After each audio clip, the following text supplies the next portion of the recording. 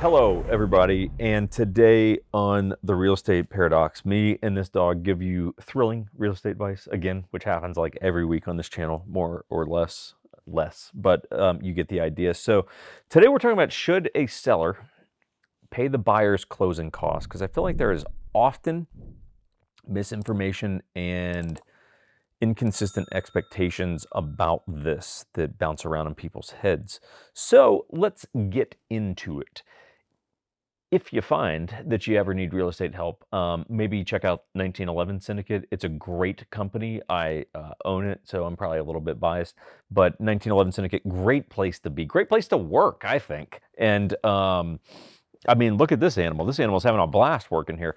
And yeah, anyway, we can help you all over the country, and we would love to. So, should you pay seller pay for the buyer's closing costs? So there's a little bit of a mindset question that I believe happens here, which is for some sellers, they feel like they need to be winning all the time, right? It's like always like we need to come out on top of that particular negotiation point. And I think that's kind of a flawed way to look at things, because success in a real estate deal is the deal closes. You wouldn't accept it if it wasn't acceptable. So hey, us closing the deal is really what the goal is.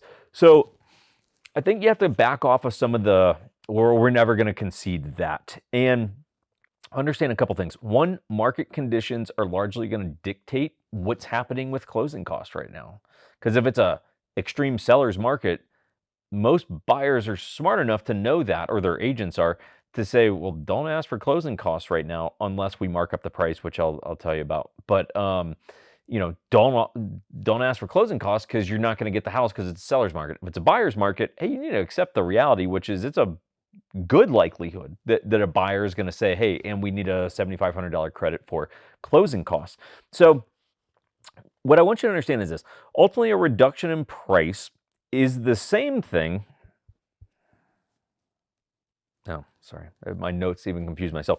Ultimately, a reduction in price is the same thing as a higher price with a credit for closing costs, right?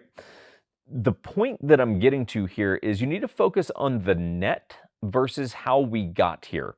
Example, if I say, let's just say a house is listed for 300 grand, and I come in and I say, we're going to give you 290 for that house, right? Or if I come in and I say, I'm going to give you $300,000 for the house, and I need a $10,000 credit for closing costs, at the end of the day for the seller, it's the same thing. The net result, the net number is the same thing, which is 290, because either offering 290, obviously is 290, or saying I'll give you 300, but I need 10,000 back in closing costs, well, it's 290. So who cares how we get to the 290? The 290 is what's important, and that's what you have to focus on. Is that number acceptable to you or not, right? Don't get hung up on how we get to it. The conditions sometimes are less important than the overall big picture, right? We start focusing on micro versus macro. Focus on the macro, right? Now, if there's details within the micro in terms of, this caveat or whatever that are unacceptable, cool, we have to focus on them. But generally speaking, focus on the macro, right? The big picture is what matters here. So you need to also understand this. So for first-time buyers, typically the biggest challenge they have is cash, because they haven't, if you have owned a house for the last 5 years, right, and you got a good run over the last 5 years, and you're sitting on 100 grand in equity, let's call it, and you sell your house, you go to buy a new one, you have some cash to work with now, right? You got this 100 grand that you can pivot and flex with in any way that you want, whether for closing costs, down payment, whatever it may be, offering above the list price, whatever you want it to be. For first-time buyers, they typically don't have that. They're coming to the table with whatever I've been able to save, or maybe whatever I cashed out from my 401k. That's what I got. So if my biggest limiting factor is cash, the fastest way to reduce my cash out of pocket for a first-time buyer is to get the closing costs covered. Because if I've got to put, let's just say $25,000 down on the house, right, which is 5%, it's like 5% down. It's probably closer, I don't know. The average in the US, it's probably like 7% down. But I put down this $25,000, and you're telling me I got to have $8,000 in closing costs. Shit, it's like, man, I just went from needing 25 grand to like 32. So if I can cover or 33, if I can cover that closing cost, cool, that reduces my down payment to being the only thing that I have to come up with in cash, which is significant. And you as the seller need to understand that. Now, what some people will do, some buyers will do, if the market is really competitive, if it's a balanced market, you could expect to see that scenario where, hey, your house is listed at 300, cool, we'll give you 300, but I need $8,000 in closing costs as a credit. Cool. If it's a real competitive market, the more likely scenario would be your house is listed at 300,000. Hey, I'm going to give you 308 and I need $8,000 as a credit for closing costs so that your net, again, focusing on the big picture, your net is still 300 grand. Now, the gamble with that plan for a seller is the house going to appraise that high?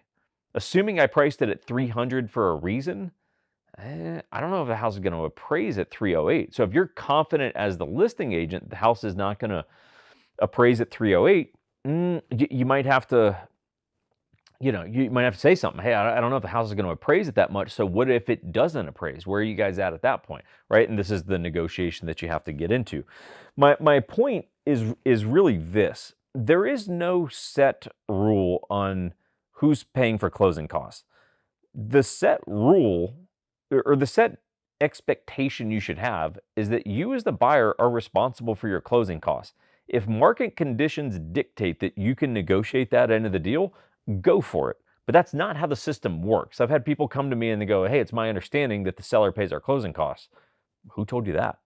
Like, I know who told you. It's like fucking Bob, your mechanic's neighbor's nephew, where you're like, no, stop. Don't listen to that guy. He doesn't know shit about fuck. He doesn't know what he's talking about. So like, you're responsible for your own closing costs unless it's able to be negotiated otherwise. That is the rule. And that is what you should expect. Hit the gavel, like court is over. I have ruled. That is how it works. So anyway, you guys can chime in if you've got any questions about that or anything. If it's a good question, I might even do a whole video on it.